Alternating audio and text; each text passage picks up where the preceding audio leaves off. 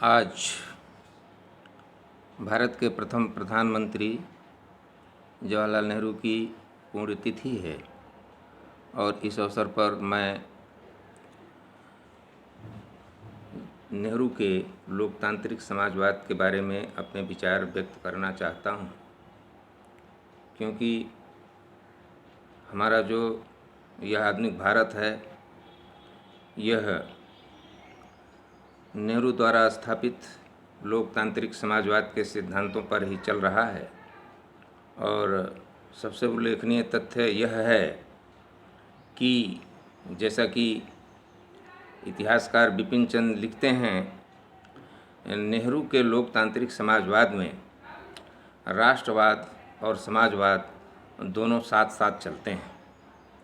जैसा कि एक ब्रिटिश राजनयिक ने कहा था कि नेहरू प्रखर राष्ट्रवादी भी थे और उनके लिए शुरुआत और अंत दोनों भारत था, लेकिन राष्ट्रवादी होने के साथ ही साथ वे समाजवादी भी थे और उनका समाजवाद अपने देश की आवश्यकताओं के अनुरूप और लोकतांत्रिक विधियों के अनुरूप था, तो उसे लोकतांत्रिक समाजवाद कहा जाता है।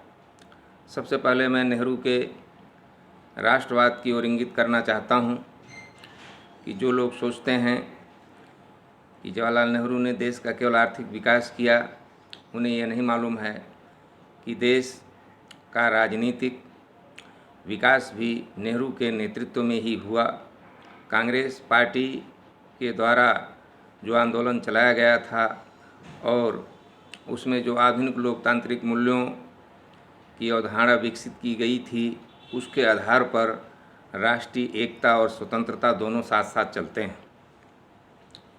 नेहरू का ये मानना था कि एकता और स्वतंत्रता भारत के संदर्भ में तो एक साथ ही चलते हैं, और वास्तव में हम देखते हैं कि जितने भी आधुनिक गणराज्यों का विकास हुआ, आधुनिक युग में तमाम देशों का, इटली और जर्मनी जैसे देशों का जो एकीकरण हुआ, वह लोकतांत्रिक मूल्यों के आधार पर ही हुआ और एकता और स्वतंत्रता दोनों साथ साथ चलते हैं।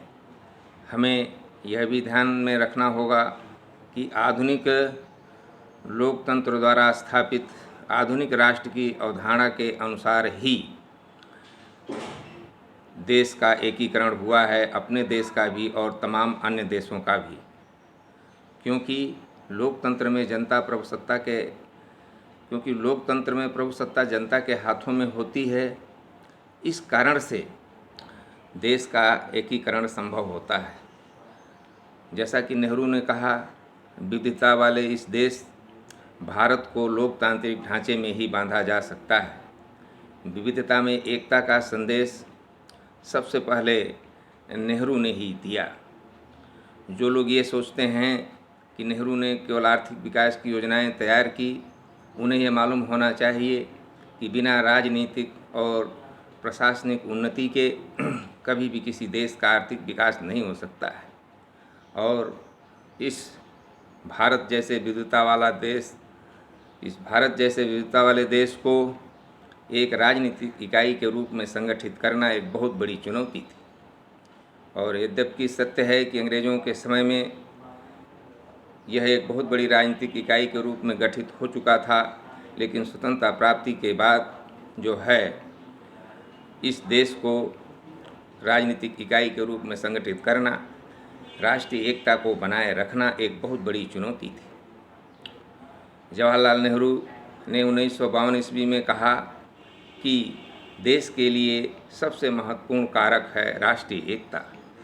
इसके बाद फिर वो 1957 ईस्वी में कहते हैं कि देश के लिए सबसे महत्वपूर्ण कार्य आर्थिक विकास नहीं, बल्कि उससे भी अधिक महत्वपूर्ण कार्य देश के लोगों का मनोवैज्ञानिक और भावनात्मक एकीकरण है।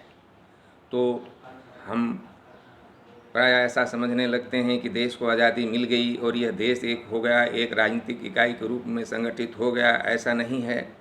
स्वतंत्रता प्राप्ति के बाद भी इस देश को राजनीतिक रूप से संगठित रखना, राष्ट्रीय एकता को बनाए रखना एक बहुत बड़ी चुनौती थी। और इस कार्य में हमारे शिक्षा जगत का बहुत बड़ा योगदान रहा, जहाँ की आधुनिक शिक्षा दी जाती है, और हमारे देश के नेताओं का, कांग्रेस के नेताओं का बहुत बड़ा योगदान रहा। और नेहरू की आधुनिक दृष्टि, जिनके नेतृत्व में इस देश ने अपनी शुरुआत किया 15 अगस्त 1947 के बाद, तो उस आधुनिक दृष्टि से ही इस देश का राजनीतिक एकीकरण संभव हुआ। और इस देश में, क्योंकि इस प्रसंग में कई विवाद भी खड़े कर दिए जाते हैं कि पटेल ने एकीकरण किया। देखिए, नेहरू पटेल दोनों एक थे। जहाँ तक देसी रियासतों का प्रश्न है, देसी रियासतें शेष भारत से पृथक नहीं रह सकती, ऐसा 1929 ईस्वी में जवाहरलाल नेहरू ने कह दिया था। 1929 ईस्वी में ही जब वो कांग्रेस के अध्यक्ष बने, तभी उन्होंने कह दिया था कि देसी रियासतें शेष भारत से पृथक नहीं रह सकती और उनके भाग्य का फैसला सिर्फ वहाँ की जनता ही कर सकती है। तो ठीक है कि पटेल के नेतृत्व में देसी रियासतों का भारत में विलय हुआ, लेकिन हमें यह जान लेना चाहिए कि यह आधुनिक लोकतंत्र के कारण ही हुआ, और आधुनिक लोकतंत्र की अवधारणाओं के कारण ही हुआ। और यह आधुनिक लोकतंत्र की अवधारणा को जो है पहले यूरोप में विकसित हुई और वहाँ से हमें यह प्राप्त हुई है। तो ठीक है कि पटेल गृह मंत्री थे और उस समय नेहरू विदेश मंत्री थे, लेकिन संसदीय शासन प्रणाली में सामूहिक कार्य होते हैं, सामूहिक उत्तरदायित्व होते हैं। इसमें किसी भी प्रकार का भेद पैदा करना, सच्चाई से मुख मोड़ना है और अपने देश के राष्ट्रीय गौरव को कम करना है। और जो राष्ट्रीय एकता है, इसको जो कायम रखने की बातें हैं, उनसे दूर होना है। क्योंकि 1950 में संविधान लागू होने के बाद भी इस देश को एक बनाए रखना एक बहुत बड़ी चुनौती थी, और ये कार्य जवाहरलाल नेहरू के नेतृत्व में ही संपन्न हुआ। इसमें शिक्षा जगत का, हमारे साहित्य जगत का बहुत बड़ा योगदान है, हमारी सांस्कृतिक विरासत भी है। और बहुत से लोग ये सोचते हैं कि जवाहरलाल नेहरू केवल राजनीतिक एकता तो कर भी दिए, सांस्कृतिक एकता जो है लोग सोचते हैं कि ये जो पुरातनपंथी विचारधारा के लोग हैं उन्हीं की बपौती है। ऐसा नहीं है। अंग्रेज़ों के सामने, विदेशियों के सामने भारत की सांस्कृतिक एकता को सिद्ध करने के लिए, भारतीय राष्ट्र के अस्तित्व को सिद्ध करने के लिए ही उन्होंने भारत की खोज पुस्तक लिखा। तो उन्होंने सांस्कृतिक एकता और राजनीतिक एकता दोनों के लिए ही कार्य किया। अब इस संदर्भ में हम यह भी बताते हैं, यह जो राष्ट्र है, जब तक इसका आर्थिक विकास न हो और उस आर्थिक विकास में सभी की भागीदारी न हो, तब तक इसकी राजनीतिक स्वतंत्रता का कोई अर्थ नहीं है। यानी राजनीतिक स्वतंत्रता के साथ साथ आर्थिक और सामाजिक स्वतंत्रता भी आवश्यक है। तो यही वह प्रसंग है जिसके अंतर्गत कहा जाता है कि नेहरू के लोकतांत्रिक समाजवाद में राष्ट्रवाद और समाजवाद साथ साथ चलते हैं। जो नेहरू ने अपने देश में समाजवाद लागू किया, वह साम्यवादी देशों की तरह विशुद्ध समाजवाद तो नहीं था, क्योंकि भारत की परिस्थितियों में उस तरह इसको लागू भी नहीं किया जा सकता था। और बिना खून खराबे के उन्होंने लोकतांत्रिक समाजवाद लागू किया, जिसमें कि उन्होंने सार्वजनिक क्षेत्र को भी विकसित किया, देश के विकास का प्रयास किया, और उसके लिए उन्होंने योजना आयोग का गठन किया, पंचवर्षीय योजनाएं चलाई, विकास खंडों की स्थापना की। क्योंकि जो हमारा देश है यह कृषि प्रधान देश है, ग्राम प्रधान देश है। तो उन्होंने ग्रामीण विकास के लिए विकास खंडों की स्थापना की, पंचायत राज की स्थापना की। और हम देखते हैं कि उन्होंने देश के समग्र विकास के लिए, राजनीतिक, प्रशासनिक विकास, आर्थिक विकास के लिए तो काम किया ही, उन्होंने सामाजिक, शैक्षणिक और सांस्कृतिक विकास के लिए भी कार्य किया। नेहरू की समाजवादी दृष्टि ही थी कि देश के जो गरीब तबके थे, जो वंचित तबके थे, उनके लिए अनेक कल्याणकारी योजनाएं चालू की गईं और भूमि सुधार लागू किए गए। खास करके मैं उत्तर प्रदेश के संदर्भ में कहना चाहता हूं कि यहाँ पर जो है, जिसको ओबीसी कहा जाता है, पिछड़ा वर्ग कहा जाता है, इसको जो खेती के अधिकार प्राप्त हुए, वह तत्कालीन राजस्व मंत्री जो थे चरण सिंह, उनके नेतृत्व में ऐसा संभव हुआ। लेकिन चरण सिंह यह कार्य करने में इसीलिए समर्थ हुए क्योंकि उन्हें जवाहरलाल नेहरू का आशीर्वाद प्राप्त था और जवाहरलाल नेहरू की समाजवाद की अवधारणा के अंतर्गत, समाजवादी समाज की स्थापना के अंतर्गत वो काम कर रहे थे। क्योंकि कांग्रेस में भी तमाम पुरातनपंथी विचारधारा के लोग थे जो कि समाज में किसी भी प्रकार का व्यापक परिवर्तन नहीं चाहते थे, लेकिन नेहरू की जो आधुनिक दृष्टि थी उसने देश में सामाजिक और आर्थिक स्वतंत्रता के लिए भी कार्य करना प्रारंभ किया। हाँ ठीक है, लोकतांत्रिक विधियों से प्रारंभ किया और हमारे देश के लिए, जो कि पहले से ही समन्वयवादी देश रहा है, जिसमें हर प्रकार की विचारधाराओं और हर प्रकार के वर्गों का सम्मान होता है, जिसमें कि तमाम हमारे यहाँ जातियाँ उपजातियाँ हैं, तमाम तरह की समस्याएं हैं, तमाम तरह के क्षेत्रीय असंतुलन हैं, वहाँ जो है लोकतांत्रिक विधियों द्वारा धीरे धीरे हमारे देश में आर्थिक विकास भी शुरू हुआ और हमारे देश में सामाजिक एकता के लिए भी, सामाजिक न्याय के लिए भी प्रयास किया गया। तो हम यह कह सकते हैं कि जो नेहरू का जो लोकतांत्रिक समाजवाद है, इसमें राजनीतिक, सामाजिक और आर्थिक न्याय, हर प्रकार के न्याय का प्रयास किया गया है। यद्यपि ठीक है, इसमें कमियां रहीं, आगे भी देश में सोशलिस्ट आंदोलन चले, लेकिन नेहरू के बाद इंदिरा गांधी भी समाजवादी विचारधारा की थीं और समाजवाद और पूंजीवाद की लड़ाई के प्रश्न पर ही इंदिरा गांधी के समय कांग्रेस का विभाजन भी हुआ था। तो हम देखते हैं कि नेहरू ने देश में समाजवाद को लागू करने के लिए मिश्रित अर्थव्यवस्था चलाई और उन्होंने जो है तमाम सरकारी संस्थाओं का विकास किया, बड़े बड़े सरकारी उद्योग लगाए और मिश्रित व्यवस्था स्थापित करके तमाम विकास परियोजनाओं को लागू करके उन्होंने देश को आगे बढ़ाने का प्रयास किया। इसके बाद इंदिरा गांधी के समय में बैंकों का राष्ट्रीयकरण किया गया और हम यह भी देखते हैं कि आगे राजीव गांधी के समय में पंचायत राज लागू किया गया।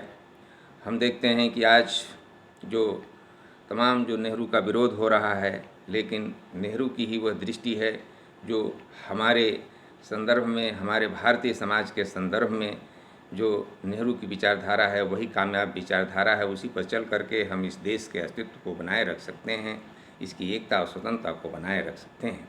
क्योंकि हमारी एकता और स्वतंत्रता तभी बनी रह सकती है जब हमारे यहाँ सामाजिक और आर्थिक न्याय भी लागू हो। तो नेहरू का विजन ही जो है उस दृष्टि में कार्य करता है कि हम देख रहे हैं कि जो मनरेगा योजना लागू की गई है, जो पंचायत राज लागू किया गया है, वही ग्रामीण पृष्ठभूमि वाले ग्राम में प्रधान अर्थव्यवस्था वाले हमारे देश में वही कारगर है। आज हम जो कुछ भी अपना आर्थिक विकास देख रहे हैं, जो भी सामाजिक न्याय देख रहे हैं, ये सब नेहरू की विचारधारा का ही प्रभाव है और उस विचारधारा को जो पलटने की बात चल रही है। क्योंकि पूंजीवाद, जैसा कि मार्क्स ने कहा कि धर्म अफीम के समान होता है, तो धर्म आधारित जो धर्म तंत्र है वह सदैव पूंजीवाद का समर्थक होता है, वह समाजवाद का समर्थक नहीं होता है। और ये बातें जो हैं अभी जिस प्रकार से सरकारी कंपनियों को बेचा जा रहा है, निजीकरण किया जा रहा है, उससे ये सब बातें जो हैं सिद्ध भी हो रही हैं। मार्क्स ने कहा था कि धर्म जो है आभासी सुख प्रदान करता है और जब मनुष्य वास्तविक सुख का अनुभव करने लगता है तो वो धर्म से दूर होता जाता है। और वास्तव में धर्म का जो सच्चा स्वरूप है वो तो मनुष्य के लिए जो है वो लाभकारी है, लेकिन वास्तव में धर्म का जो ये बाहरी दिखावा वाला रूप है, जो बाह्य आडंबर वाला रूप है, ये धर्म का जो यह रूप है, यह वास्तव में हमें आभासी सुख प्रदान करता है। और धर्म के नाम पर जो राजनीति की जाती है वो सदैव पूंजीवाद की समर्थक होती है और वो लोगों को भाग्यवादी बनाती है। तो आज हमको ये मालूम होना चाहिए कि इस आधुनिक विश्व में जो लोकतंत्र का विकास हुआ है, यह राजतंत्र और धर्मतंत्र के चंगुल से मुक्त करके मानवता को यह लोकतंत्र मिला है। और अगर हमारा देश विविधता वाला देश, यह एक महादेश जिसको उपमहाद्वीप कहा जाता है, ऐसा देश अगर फिर से धर्मतंत्र की ओर बढ़ेगा तो हमारा लोकतंत्र कमज़ोर होगा। क्योंकि जो धार्मिक राजनीति है, जो सांप्रदायिक राजनीति है, लोगों के सोचने समझने की क्षमता समाप्त कर देती है। और जब जागरूक नागरिक नहीं रहेंगे तो हमारे देश में लोकतंत्र जो है वो सुरक्षित नहीं रहेगा।